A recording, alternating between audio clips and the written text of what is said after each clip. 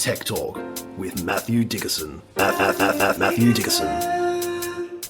Tech Talk. Tech Talk. Sit back and relax. It's time to talk technology. Hello, all you cruisers on the techno highway of the future. It's your time to shift your gear into relax mode, kick back and settle in for another episode of Tech Talk with Matthew Dickerson. Now, in today's episode, we're taking a look into soft robots that are so delicate they can even walk on water. Now, we're checking out the latest in-game controllers. All you need, folks, is a set of AirPods these days. And we're all about synthetics with hyperrealism. I'm talking 3D printed skin, and it bleeds, folks. So, more on that later. First, let me call to the microphone our resident tech expert, Matthew Dickerson. Hey, Matthew, come to the microphone. How's your week been, Matt? Mate, yeah, good, thanks. And I want to talk a little bit about the scientific method this week. Now, I'm talking to someone... One of my favourite things. Exactly right. I thought you would be right up your alley. And people would often think the scientific method would be utilised by scientists, which sure it is. You would hope. You would hope so. But I love the idea that we should just be using it in lots of things that we do around the house and what we do in business, whatever it might be, because the concept is brilliant. And I'm using it this week for a little thing I'm doing. And let me go back a few steps. There have been times I've used the process, if you like, where, and I suppose you can give me the exact steps, but I would kind of see it as you ask a question, you form a hypothesis, yes. You might do an experiment, get some data, and then analyse that and maybe try and do it again and make sure it's repeatable. It's kind of my very loose phrasing of the scientific method. Yeah, I want to go in deeper into that because there's an issue with conspiracy theories right now that people feel that, okay, scientists want to find something, so they go looking for it and they get it, and so that's not what it's about. But anyway. And in some ways that could be correct because they want to find an answer, so they go asking the question. And but it's about how you set up and approach your hypothesis. So Karl Popper, a scientific philosopher, came up with this idea that in order to be true science, you have to create an experiment that is going to prove your hypothesis wrong. Right. And if you can't prove it wrong, then it's got to be true. Right? Yeah. So you've actually got to work against yourself. Yes. And setting that up is a tricky thing. You've got to be completely objective, right? And so the objectiveness of science is its strength, but people who are speaking out against or climate change deniers and anti-vaxxers and whatnot feel like your scientists are headed down a path and they want to find something, so they'll go looking for it and they'll find it. And that's what the current health administration in the States has done too, haven't they? Yeah, anyway, look, but I digress. You were telling a story. So one of the things I know we did with the kids at one stage there, I enjoy sparkling water and the kids enjoy sparkling water. And one of the kids was talking about the fact that there was one sparkling water that was better than the others. Yeah. And I wasn't convinced this was the outcome. So, of course, set up a double-blind test.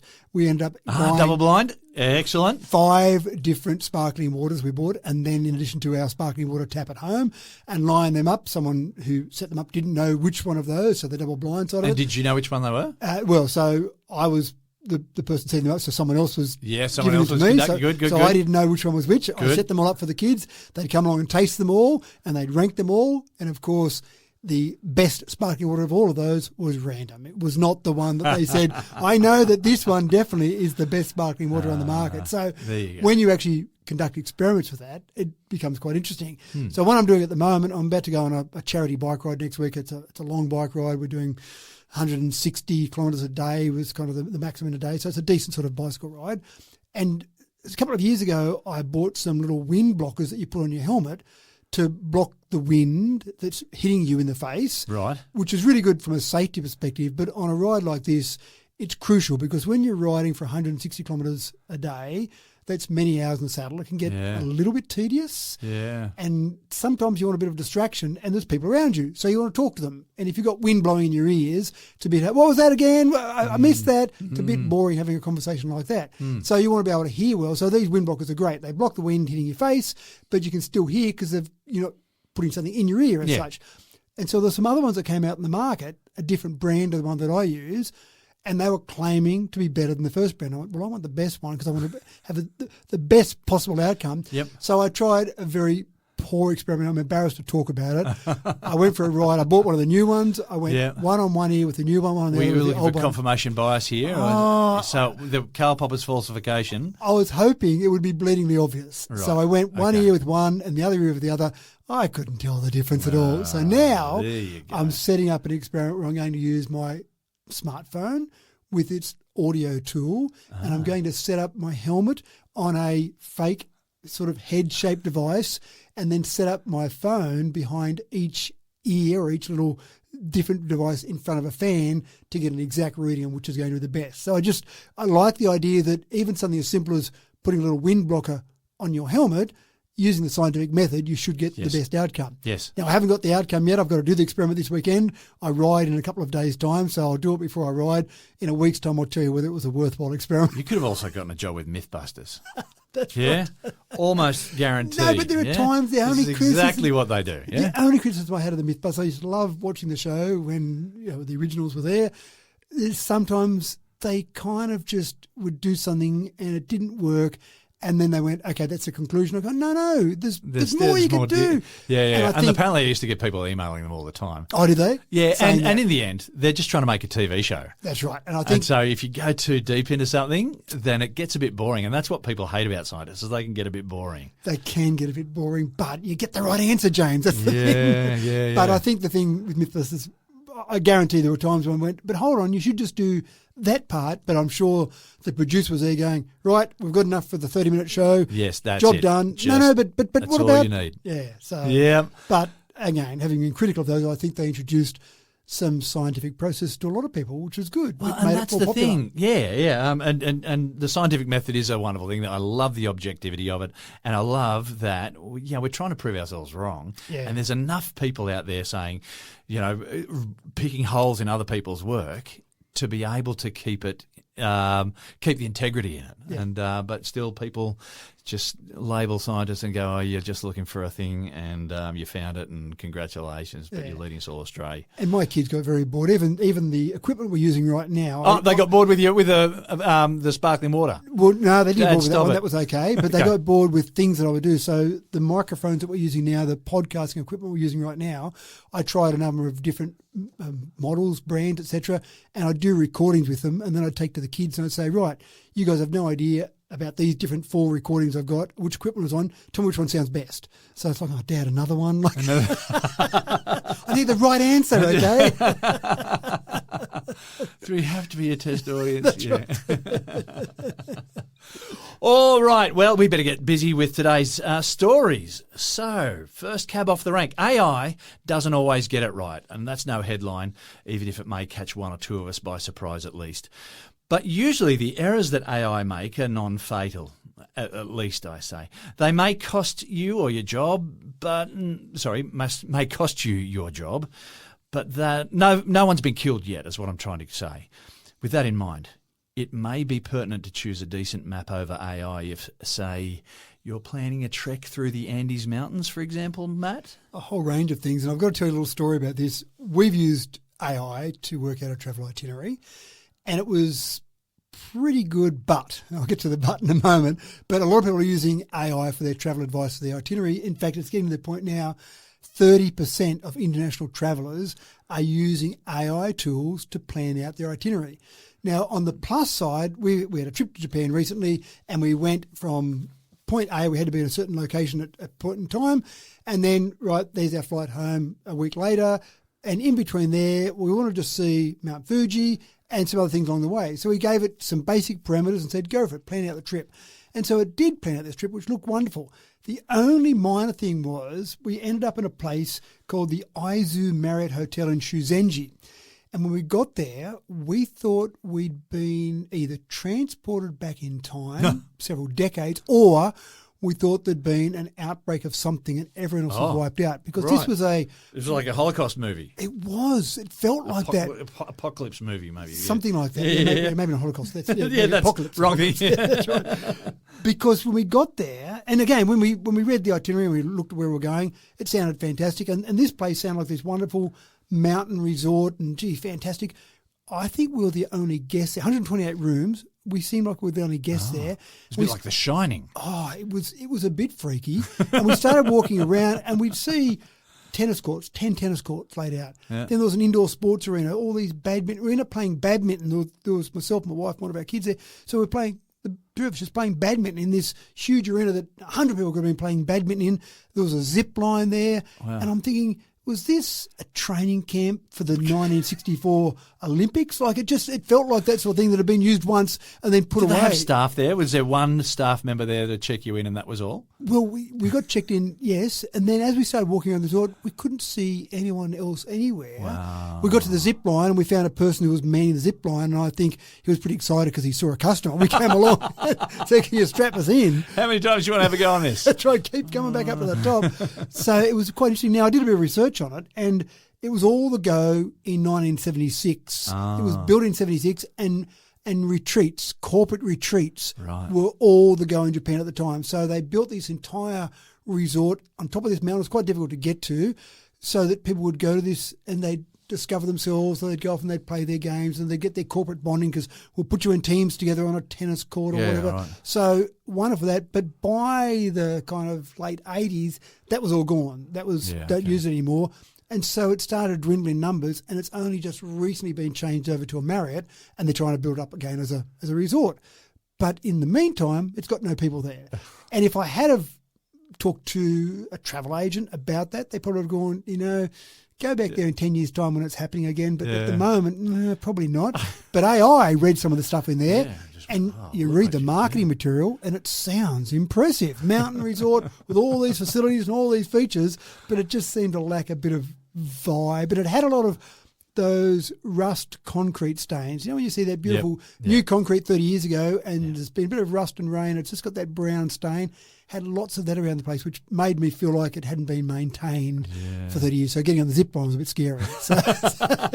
But in some other stories, so that was my personal experience, but there were some tourists in Peru and they jumped in a taxi, said, take me to this particular location because we're going to see the sacred canyon of Humantay. So that sounds to me like you're trekking through mountains if you're going to find a canyon. Is that not right? It could be right. I just saw Peru and I saw canyon, and I thought... And you're doing what AI probably did. It went, I'll just make a few guesses here. Let's just skip through it. And apparently the taxi driver explained that it didn't exist. And the tourist said, no, I've got it here. See, bit of paper printed out, it's here. I'm going there. And so $250 later and taxi fare there and back, they didn't see Sacred Canyon of Humantay. They just saw some mountains that everyone else could see from basically anywhere around that same area. Okay. So not great. Some other tourists wanted to see the Eiffel Tower in Beijing, which, maybe someone's got a little model of one, I'm not sure. Right. But you end up at someone's back room of their house. That's sure, you go to Las Vegas, not Las Vegas, Las Vegas, you've got Eiffel Tower, a fake Eiffel Tower, but they make it pretty obvious it's not the real Eiffel Tower. But things like this and other ones that I thought were quite interesting where the context. So, for example, there was an example where they said go for a 4,000-metre walk. You go, 4-kilometre walk, let's go for a nice 4-kilometre walk before breakfast. The only problem was it was a 4,000-metre mountain climb. A vertical ascent of 4,000 metres, which I probably don't want to do before breakfast. So there's a real risk of loss of life here. Can I share with you, in 1997, I went with my brother who lives in Indonesia, and hello, Martin, if you're out there. We went hiking and reading The Lonely Planet. We saw that we could climb this volcano, and it was good to go and climb it in the dark so you could see the sun come up. Right. Now, it's suggested that you didn't need a guide if you're an experienced climber. And I took some talking him into getting a guide. We had to pay a lot of money for a guide, but we got a guide. And if we didn't, we were lost in the jungle. We were dead for all money. And I'm just thinking if AI had been around, definitely he would have called on that and he would have gone, AI reckons we can do it by ourselves. Yeah, that's right. Cool. We're experienced. We would have been on the news. Yeah, that's right, for all the wrong reasons. So it's a bit of a worry, but it's interesting because the Google CEO said that hallucinations may just be an inherent feature of AI systems. So isn't it lovely when you get someone who's a CEO of a company just talking about a major issue like sending people to places without guides, for example, a major issue like that is a feature. Yeah. It's not a problem, it's a feature. Yeah. So I would say to people, use AI for your travel itinerary and then just check it. Or what we do now is we use AI to do an initial draft and then go to our travel agent and say, here you go, here's what we think we've come up with. Right, okay. What do you recommend there? Sure, this looks good. Oh, no, but this one here I'd go somewhere different. Then we go, okay, we'll take the human advice in conjunction with the AI advice. So good idea. And you've employed someone as well. That's right, exactly right. Given someone some work to do. So there hasn't been any examples yet of people losing life. They've lost some money, definitely. But it wouldn't be that big a jump to say someone could be sent down somewhere completely wrong. Climbing a volcano in the middle of the night. That's right. And then you wake up, get up in the morning and look around and go, where are we? And we've been eaten by a Sumatran tiger. That's right. Well, at least you wouldn't complain about the experience, would you? So keep an eye on it. It's fascinating where we go. And it's fascinating how much AI just is okay with making up stuff. It's like a naughty kid. I don't know the answer. I'll just give him an answer. There's no repercussions for me. That's right.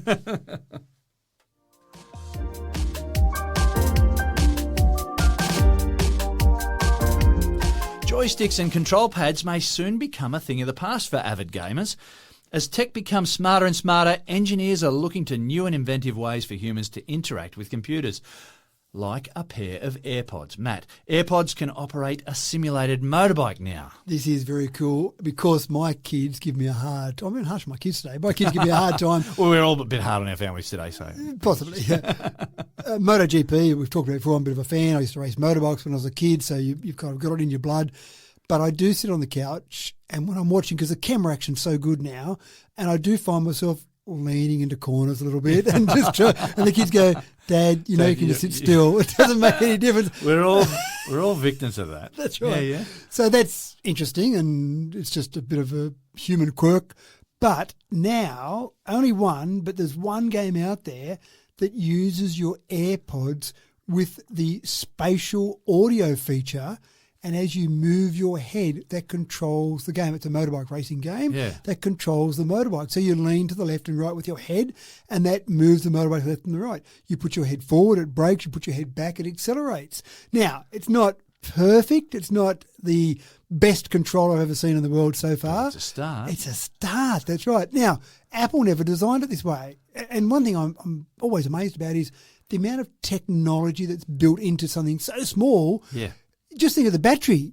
The battery alone, you go back a few years, you would have had to strap a AA somewhere on you to be able to listen to audio for a few hours. So I think, most of that AirPod or any of the earbuds that are out there is taken with battery. But then you've also got to fit in, a speaker of some description and a microphone of some description because you can have a two-way conversation. And then it's got to have some sort of wireless controllers in there because it's got to be able to communicate via Bluetooth to your device. And then, hold on, Apple said, why don't we stick an accelerometer and a gyroscope in there as well, because you might need those. Now, the reason they put those in is for their spatial audio. So the idea is, while you're listening to something, if you move your head around, it's as if you're there in the concert. Yeah, it does sound pretty good, but it was never designed to be a controller. And that's what this particular person's done, or this game developer has said, well, let's take that concept of spatial audio, and I know when you're moving your head, so let's use that to control a game. So if you want to play with it, it's called Ride Pods Race with Head. It's a iOS game or an iPad iOS game as well.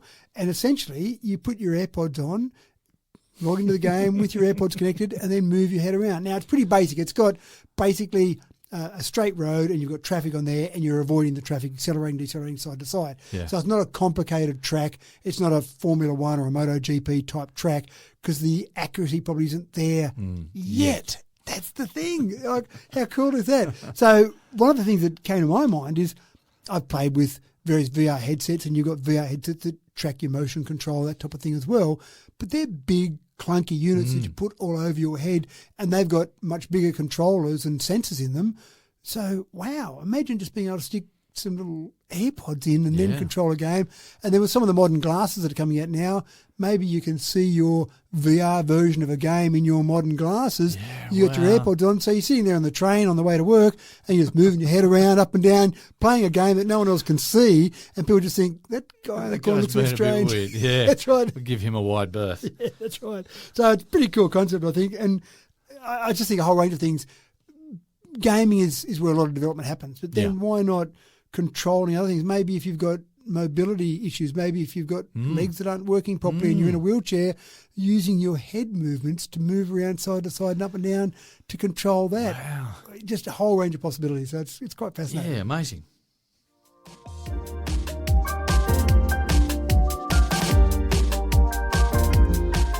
AI keeps steamrolling ahead like a needy kelpie dog. It's busting out of its skin to help you with the next job, so much so that ChatGPT is no longer happy to sit and wait for the next command. It's now geared up to start offering you suggestions for how it can help you again and again. Matt, I'm all for a little bit of help every now and then, but if the butler starts ringing his own bell, well, I can see that getting pretty old pretty quickly. Yeah? I like that. The butler ringing his own bell. That's good. What about now? What do you need now? Can I get you a drink? No, I'll call you when I'm... Wait till I ring the bell. No, I've rang the bell for you. Yeah, so ChatGPT is now coming up with ideas for you. This is not going to help. We've talked about stories before, where people feel like they're in an individual one-on-one relationship with chat. I see you next week and I remember that you've got a wife and I remember your wife's name. Well, you must be friends with me. ChatGPT can remember those things as well, and gee, that must be my friend. But worse, now I noticed after just having a sneaky little look at your calendar and your emails and your questions that you asked on chat yesterday that you might be interested in these topics, James. So here's some interesting little tidbits for you to keep you going today. So you absolutely would feel like you're in an ongoing one-on-one individualised relationship because it knows what I did yesterday or the day before. And so if you keep saying no thank you, then are you worried then that they're going to just turn on you and say, well, stuff you then, I'm not even going to help you. That's right. When you do ask something, go and ask Gemini. So it's ChatGPT Pulse is what it's called. A proactive research feature is what it's known as. And basically it'll generate overnight on what you did the day before. So the next morning you wake up to some things that are related to what you did yesterday. Now, I know we've talked before about we see ads. So I'm out looking for a new blue widget. So I go searching on that. And the next, I'm getting served up ads for the next 3 or 4 weeks of blue widgets. And we've talked about it before. I want to be able to say, I bought it, okay? I've already made that purchase. Until I bought it, fine, keep giving me the ads. But I've now bought it. And this is going to be a bit the same. You might be looking for things yesterday, asking questions yesterday, and then it gives you stuff related to that from yesterday. You say, but I know the answer. I got it yesterday. Don't keep giving me that information. But I think this is all about just trying to get ChatGPT involved in your daily life, just making it a part of your normal process. You wake up in the morning, you get your coffee, and you sit down with your friend ChatGPT and chat about yesterday and the things that happened yesterday. I know, it's a bit like that, isn't it? Couldn't have put it better myself. Oh, dear. So keep an eye out for that one. But where do we go? What's the next step after this? With ChatGPT going, hey, we haven't talked for a little while.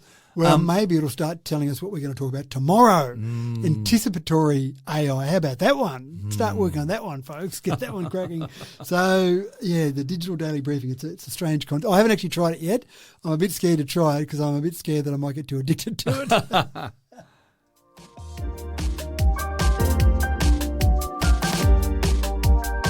Now, did you ever wonder how doctors actually train for surgery? I mean, no one wants to be a first. But for every surgeon that is out there, there had to be a first, right? From the first incision to the last stitch, we all just want whoever is in charge to do our surgery to do a nice, clean job. Well, however it was done in the past, surgical training has kicked up a gear now with this new 3D printed skin that bleeds when cut. Matt, share all the gory details with us. Can we just go and buy some at a toy store or something? It up. It's going to be like a serial killer's delight, isn't it? I was thinking the good side, but I didn't go down that dark path. One of the things that I spoke to a doctor recently, and they were showing me some of the equipment that they get now as a young medical student, all the various parts of the body that are made, as in plastic versions of it, to help them go through their medical degree. And this doctor told me at the beginning of his medical degree, he was assigned a body. And that body... Like a cadaver. A cadaver, that's right. Yeah. That body was one... Yeah, not a lot, sorry, I should be clearer there. I knew what I meant, being not a live body, but sorry, to be accurate there, a body that's no longer someone alive, and someone that had donated their body to medical science. Yeah. And that was your body to keep to your entire degree. Yeah. So you didn't take it home with you. You left it at the university, but you had that. And then when they would work on different parts or cutting up different parts, they do that. Now, there's a couple of problems with that now. that gives you kind of one chance, right? Everyone, we're going to go and operate, do an appendectomy now, and you get one chance at it, and that's it for your body. You can't go and steal someone the other else's. thing is that live bodies make a mess when they bleed.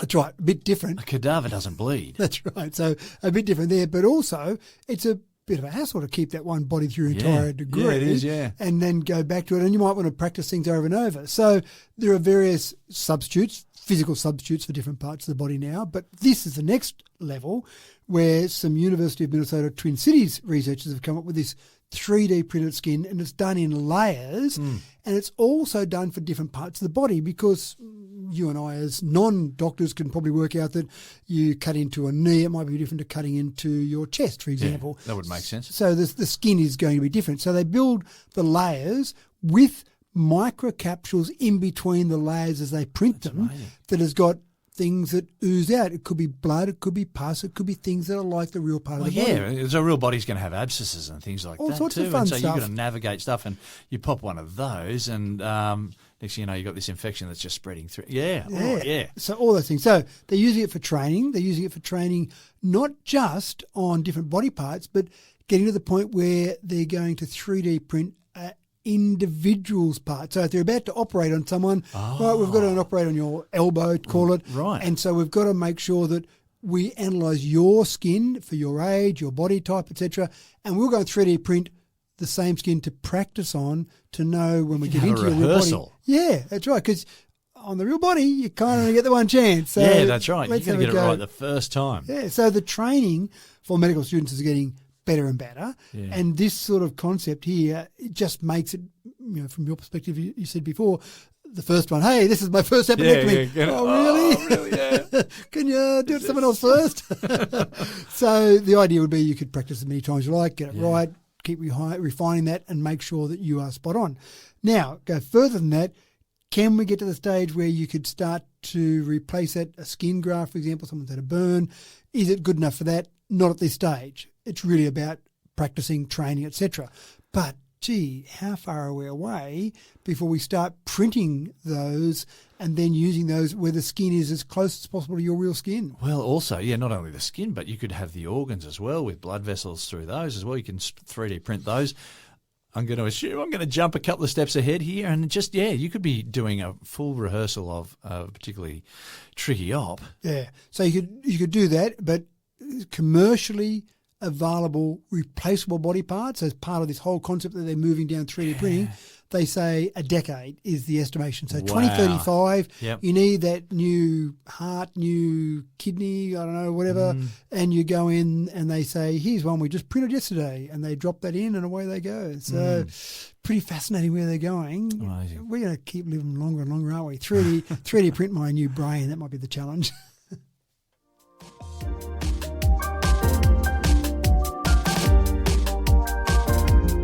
Now, this next story's got Inspector Gadget written all over it. For some, an umbrella is an accessory that stamps one's personal style in the same way that a swish handbag or swanky pair of shoes might. For others, an umbrella is a painful but unavoidable rainy day necessity, big and clunky and super inconvenient. Imagine, though, if you could fold it all up into a small space smaller than your smartphone. You heard me right, folks. An umbrella that's big enough to keep you properly dry, but it still fits discreetly into any of your standard pockets on any of your clothes. Matt, Inspector Gadget never had it so good. He didn't have it so good. They could cheat a little bit with Inspector Gadget. I feel like not everything fitted in his hat like that. But there's a company called Simp Design, S-I-M-P Design, and their concept is to make things that are practical, stylish and joyful is the tag they had, but basically take things that we need and see how we can utilise them in better ways. And we've got some pretty good materials now we can fold in all sorts of different ways. One product they've already got out there is called the Flexi Pro Backpack, which doubles as a hanging wardrobe. So you use it as your backpack during the day, and at night time it's your hanging wardrobe. Don't know what you do with your clothes during the day when you take your backpack off and you drop them on the ground, but they to have this kind of concept where they'll fold things around in different shapes. And so you're quite right, the new SI unit for volume is smartphone. So this is the equivalent of one smartphone in size folded up, and then when you unfold it, it becomes a 90 centimetre umbrella. Not quite. Yeah, it's not a golf umbrella. No, it's not. The recommended standard for good coverage is 94 centimetres. Ah. So 90 centimetres, not quite there, but not bad. Yeah. I do wonder how well it goes in the wind, because we know when we get our normal umbrella, whatever it is, and we get it there on a windy day, it's going to flip over back to front. So can it stop that? If it can stop that, I'm impressed with it so far. I've got to assume that it hasn't got a stem that you, like with the hook on the end that you hold onto, that it might have a little handle that you hold above your head maybe, but... Maybe it's got a extendable handle type thing. Oh, how is that going to get to the size of your phone? Exactly right. I'm blown away, folks. That's right. Now, the weight is also impressive, not so much for the weight, but the measurement unit in one of the articles that I read about how we measure the weight now. So the new SI standard for weight is 173.9 grams for the actual umbrella fold or either size, but the standard they're using is not grams, because that would be too obvious. 3 Snickers bars is the new standard. Okay. So based on that, a Snickers bar is a bit less than 60 grams apparently. Yeah. So and 3 Snickers bars are bigger than my phone. Well, there you go. So it's probably a bit not great for the volume, only good for the weight of it. So don't use Snickers bars for SI volume, only for SI weight. Okay. So we've got something that small can unfold, and part of the concept here is that we know material science is the future, getting the right materials. Now, they've used for this mainly aluminium alloy and stainless steel, which, yeah, I was pretty impressed with that too. But then they've also got a quick dry material, which is 80% recycled content. The idea here is that it doesn't get very wet, because imagine if it was very wet, when it folded back up, you can imagine all that water's got to go somewhere. That would increase the volume and weight, maybe 4 Snickers bars. So it's particularly water repellent. Yeah, so quite impressive. But I do like the idea that we're just taking things that can fold up into small sizes and make them incredibly useful, because we can manifest rain. We know that, because all you've got to do is, if you say, looks like it might rain today. I'm going to wash my car. Well, that's another one in 2 ways now. I was thinking of the umbrella. If I don't take my umbrella with me, I know it's going to rain. And when it rains, you go, look, I manifested that. And if you do take your umbrella, it doesn't rain. So you're right, you manifested it not raining. Or washing the car could be another manifestation as well. Sorry to spoil that one, That's all right. So it could be just one of those things you just leave in the pocket of a pair of shorts, leave in the glove box of your car. I mean, what a cool little concept. Very cool.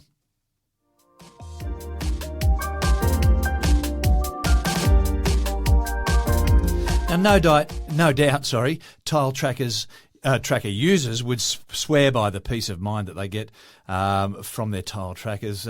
Just that ease of tracking luggage or lack of frustration in losing keys and wallets. There's comfort knowing that you'll always find these things easily. But it may be unsettling for you to learn, however, that a team of university boffins found that some tile tracker models were not actually encrypted, leaving their users worryingly open to being tracked by other people. Matt, it's quite worrying to think that someone might be using your device to stalk you.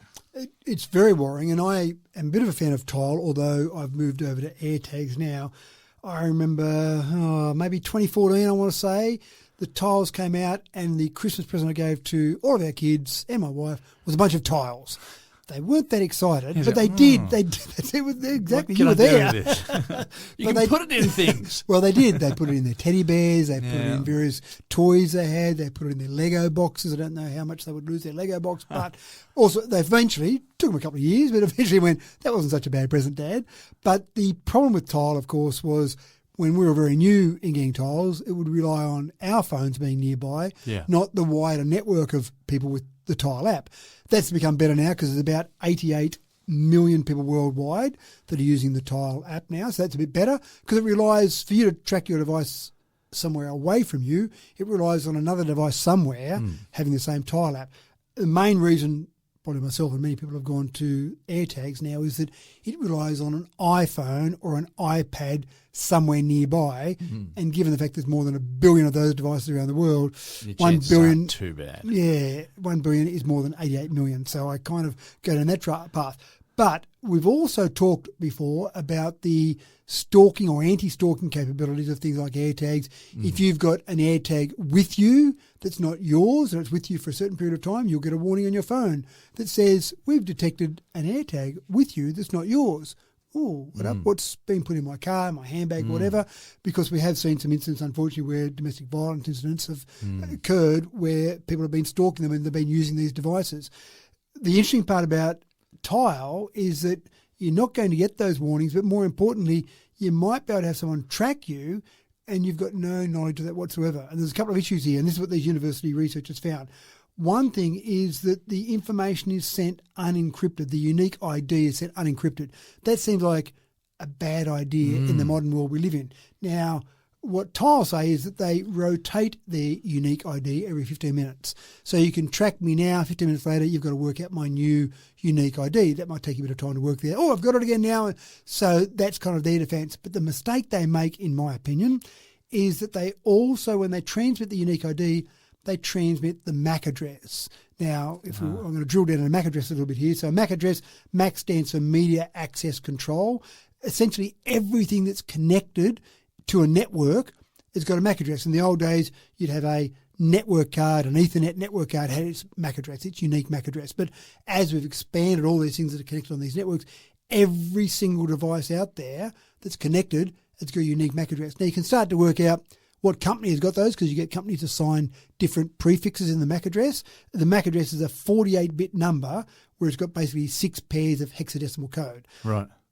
You think that's not too bad because that gives you about 280 trillion different addresses, not quite that many because some are reserved, but just in round numbers, 280 trillion. So that means every person on Earth could have 34,000 MAC addresses. So you go, well, that's all right.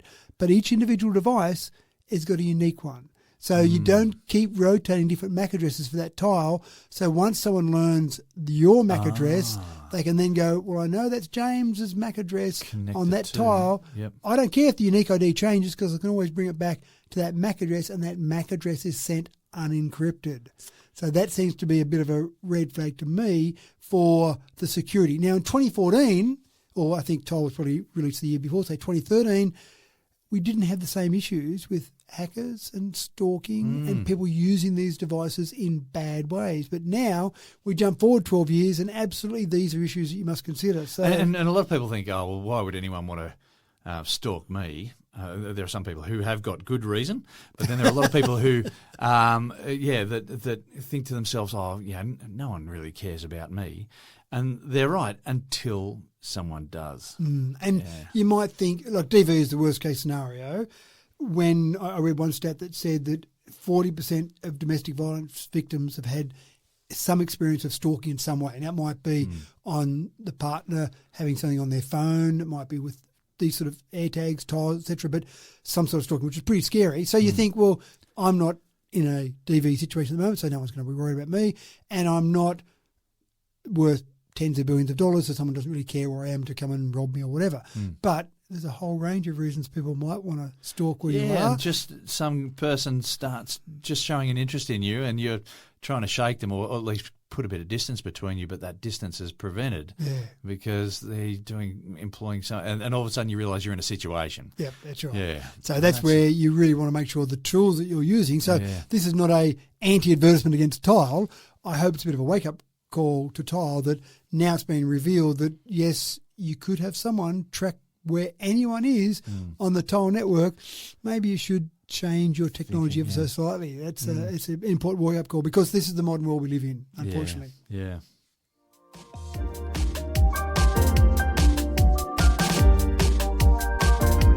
Now, soft robotic technology is all about creating machines from flexible, deformable materials as opposed to hard plastics and metal. Soft robotics tends to take inspiration from biology, and up until now, methods of producing the often fragile materials required impossibly delicate processes, which often resulted in failure. But engineers can be a stubborn lot, and some clever cookies have developed a new system that's been so successful, their soft robots can even walk on water, like those little water striders you see on ponds, Matt. Yeah, and they're pretty cool. Walking on water, you get this impression of a human walking across water. You go, wow, how cool is that? It's not quite that impressive. Like that. That's right. Yeah. But you've got devices, small devices, and the video of them looks a bit random because you watch the video and there's these little devices that kind of jump across the water and you go, well, what's the use of that? How's that going to be of any use to anyone? But they can be directed and they can use a couple of different things. You can use infrared power or infrared energy to direct them in different directions, forward, back, left, right, etc. They might get to the stage where they'll be able to sustain enough weight that could have some sort of very small power source on the device itself and then direct it. And then you start to go, well, that's great, but how is that going to help me in any way, shape or form, having a little device just go across water? Now, of course, if you can scale that, and again, it's all about that surface area that you can scale it to and what you can fit on there, then you might be able to use it in, for example, disaster recovery, maybe flood zones, maybe oil spill cleanups, for example, where you might be able to get some of these robotics in. And robotics, we have this image of a robot being a humanoid robot, but robotics is really any autonomous type device that can move around and do things that are of some use to us. So we could even get things that are ultra thin, flexible and wearable medical sensors, for example, and use robotics, soft robotics in that way. So the whole soft robotics field is going to explode. By the year 2030, they say it'll be worth $12 billion. Wow. So research at the early stages where they see a little thing walk across water, go, yeah, big deal, mate, that sounds like party trick. Yeah, that's about as far as it goes. But getting to the point where we could do something with that, maybe water samples, for example. You get a soft robot to go across and sample the water and then transmit back what the water quality is like. Again, maybe in a floodwater situation where there might be disease in water. Once we get these technologies, we start to go, oh, now we've got that. Oh, yeah, we could do this. Yeah, that's right. And you could send them through pipes and stuff like that to be able to detect leaks or to, I reckon the sky's the limit on that. The sky is the limit and the ocean's the limit as well, I suppose. So, but no, it's quite fascinating where we're going. But go and have a look at a video. Just search for any video that you say soft robotics and you'll see things that look like they're just random little actions across water, but you get to see that they actually can direct them across water. Very cool. Yeah.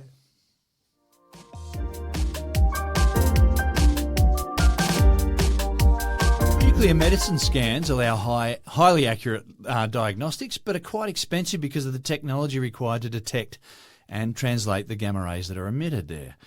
But Matt, Perovskite crystal technology sounds like it's a bit hippie, but this new tech may make these scans a lot cheaper. What are the ins and outs of Perovskite crystal tech? We've talked about Perovskite before with solar panels, and they've been quite useful in getting better energy production out of solar panels. So I was quite fascinated when I saw Perovskite with nuclear medicine. I went, hold on, what's going on here? How's that work?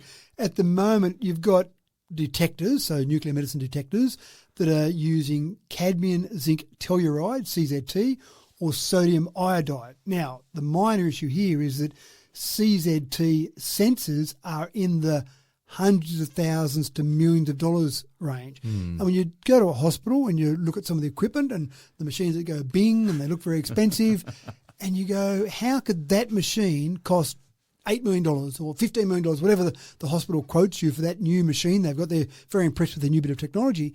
And you think, how could it cost that much? But when you start to talk about a sensor on that machine being worth $1 million, you start to think, wow, it doesn't take much more technology in there to start to build up to millions of dollars. The good part about this, if so far, early days, but with the perovskite-based detectors, two things. The crystals themselves, perovskites, are much cheaper than, say, CZT. So you go, well, that's good, but they do as good a job because, for example, the sodium iodide sensors are cheaper than CZT, but they're not quite as good. The resolution isn't quite as good. The perovskite sensors are cheaper, but they're actually more sensitive than CZT. So they're just better in every regard. In every regard. And it gets better than that because not only can they give you a more detailed image, but because they're more sensitive, the human that's actually having some sort of nuclear isotope, I assume. Yeah. So there's got to be something to give off the gamma rays there to be detected. And you don't want to have too much of that being injected into your bloodstream. So you can have less of the actual nuclear isotope injected in the first place because the sensors are more sensitive. So less in terms of what you need to put into the human, more in terms of the detection capabilities and better resolution. So you're right, in every aspect you look at it, absolutely better. We seem to be able to produce perovskites reasonably easily. We seem to be okay at doing that now. It's really just a matter of basically progressing the detectors to get to the stage where we'll see machines in our local nuclear medicine place, our local place we go to for scans, that'll have some of these sensors in place. So you just need these companies to take it up. Well, they will take it up, because if someone says to me, you can have this older technology for 10 million or this newer technology for 5 million, if I'm that company, I go, I'll go the new one, thanks. Yeah. It sounds good. But yeah, medical imaging, I mean, I think we're quite clever in what we do with medical imaging now, but there is so much growth potential in medical imaging, For sure. and we had a better look at what's happening inside our bodies.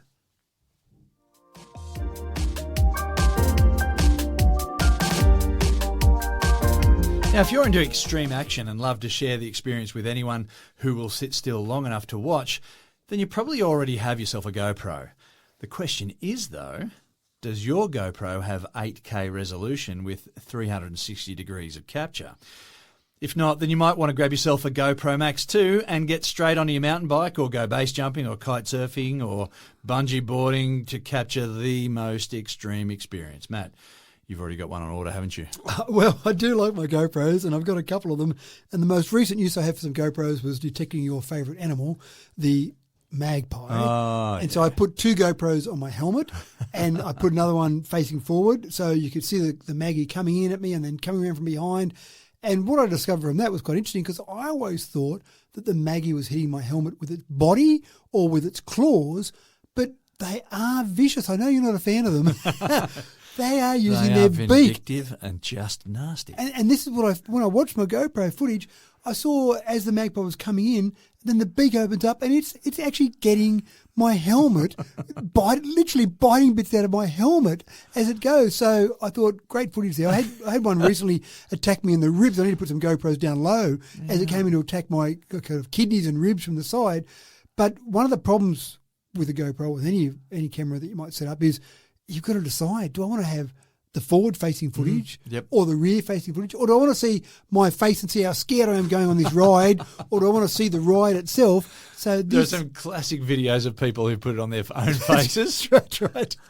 Now, this hilarious. new GoPro camera solves all those problems for us, because it just takes 360-degree action videos. Yeah. And I just think that's great. So when you look at it, it looks like a camera with a front, or a device, if you like, with a front camera and a back camera. But they're clever enough with both of those cameras to basically stitch together a full 360-degree view. Yeah. And essentially you can then see what this incredible ride you're on and the reaction of you, the human, on this ride all at the same time. And I thought that was fantastic. The 8K is good as well, because most of the time, we've talked about it before, we can't see 8K unless we're really close to it. It doesn't matter. But when you've got 8K, that means you can then cut into or zoom into a bit of footage at something at a much greater level of detail, but still, say, for example, retain 4K. So I can pick bits out of that 8K footage and then still have it at very high resolution. So you can see that magpie's tongue licking your helmet as it's... No, licking its lips as it's coming to get me on the helmet. So that's pretty impressive. GoPro have done a very good job of creating a niche. In the past, we would just grab a camera and we go for a ride on our bike, or we jump out of a plane or whatever, and we'd take some photos or some videos. But GoPro said, let's create a niche around that. So I think they've done a very good job. In this one, they've still done all the normal things you expect. Waterproof to 5 meters, resist snow, dirt. It can handle high speed. It can handle being shaken around, as you are in many of these different action sports that you're doing, and still give you a reasonably stable footage. It's not perfect. I've done it with mountain bikes, for example, and sometimes you still get some little warping of the image as it's bouncing over bumps and jumps, that type of thing. But they're still pretty good. They've got good slow-mo options. You can still do 4K at 3 times slow-mo, so essentially 100 frames per second. So you're still getting pretty impressive footage out of that. And that's amazing. Again, this whole concept of the 360-degree images, I love that. Just photos as well, 29-megapixel photos at 360 degrees. So get that photo just the right time when you're jumping off things or doing things. Although some people tell me now they've given up on photos because trying to get the right capture, the right frame is too hard. They just do videos, and the videos are high enough resolution. They'll pick the one frame they want, and that's their photo. And I went, no, that's not a bad idea. So it's just one of those things, and it sounds like I'm giving a plug for GoPro. I'm not. It's no cash for comment here. But there are other manufacturers out there that do something similar, but GoPro just seems to have captured that market. Be in the front at this stage. Yeah, that's right. So 360-degree. I can hardly wait to see the next time I go magpie filming. I've got the full view of all the magpies. I'll see the ones laughing at me while I'm being attacked, and I'll see the ones coming in with their claw open. Oh, dear. Oh, what a sport that is. And that's all we have for you today, folks. We have only seconds before they pull the pin and this bouncy castle studio deflates to the ground. Thanks for another cracking Tech Talk, Matt. I'm off to play some more ride pods and to see how accurate I can get my AirPods going with my ride pod action. See if you can weave in and out of that traffic. Yeah, not get cleaned by a truck like I did last time. And thank you one and all for tuning in this week to Tech Talk with Matthew Dickerson. Tech Talk is put together with fully flexible and rotatable joints to give you a truly lifelike experience. I'm your host, James Eddy, wishing you a happy and productive week ahead. We'll be back again next week with another lineup of the biggest stories from around the world of technology. Until then, take care and we'll see you when we see you.